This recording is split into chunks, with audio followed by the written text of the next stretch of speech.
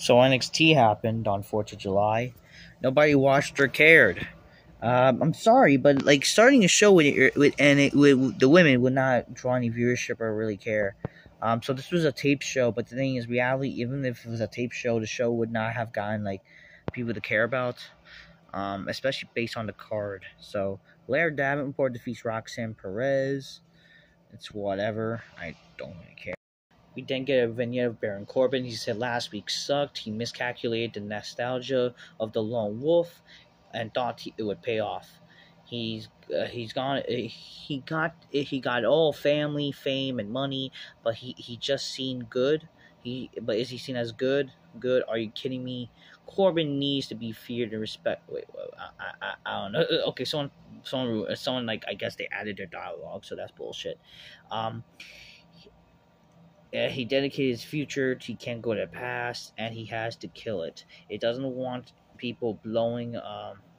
He needs to be feared and respected. Whatever.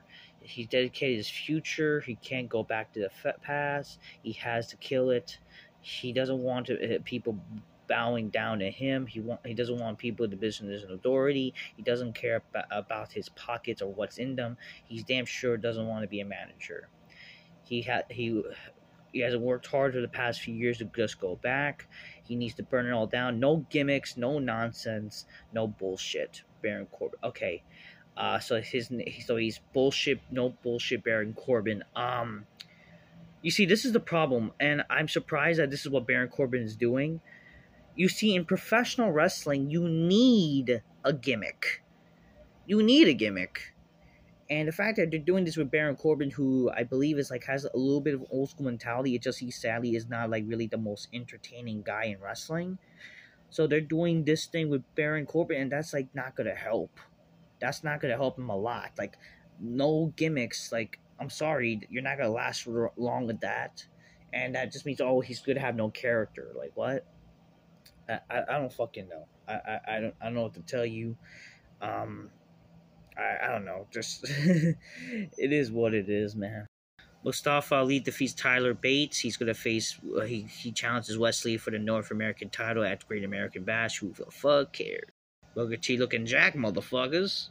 Kalani Jordan defeats Tatum Paxley in her debut match, and Corey Jade interrupts and says, "It's cute how gymnastics stick together." Jade says any friend of Dana Brooke is an enemy of hers, and Jordan says she has one more match in her tonight.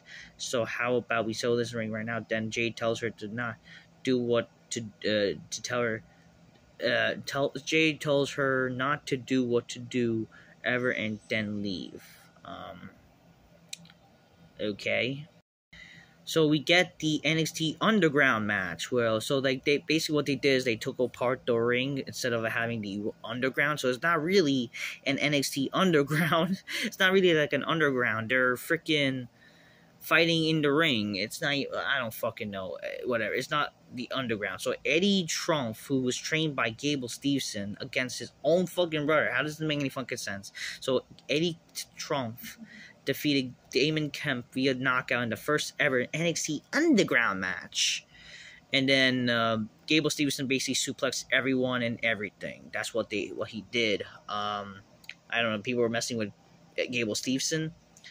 They are trying to have him, but wasn't he drafted to Raw? Like what the fuck? Anyways, I do hope, like, I do see problems in Gable Steveson because I know who he is. Like, well, I don't know him personally, but I know what he's about since, like, he did fall, like, because as an amateur wrestler myself, he is, like, one of the most respected wrestlers in the amateur wrestling scene. So, I do hope the best for him. You know, it just sucks like he goes from, you know, being one of the best amateur wrestlers in this generation to like being this. Unless he has he has to have a personality. Maybe he could. I don't know. I think he could. Just like it's a darn shame what's going on, and like he's like kind of being slow with his development. You know. Trick and Mello calls out the Judgment Day to NXT, so they really think this is gonna bring some ratings or whatever. Who cares? So Tony so basically, so Tony D'Angelo's in prison, and he's talking to Stax. I thought, like, I don't know, didn't he, like, it was revealed that he's, like, turning on him or something? I don't fucking know. I don't know, this is like, some Dinero vibes, which is like, not a problem. I like that, this is something I like about Tony D'Angelo. Is really cool. He's really doing good with the gimmick. Stacks will face Joe Coffey next week, and if Stack wins, Tony D'Angelo will get out of jail, but if Coffey wins, Tony will stay in jail. So a match to determine if someone stays in jail.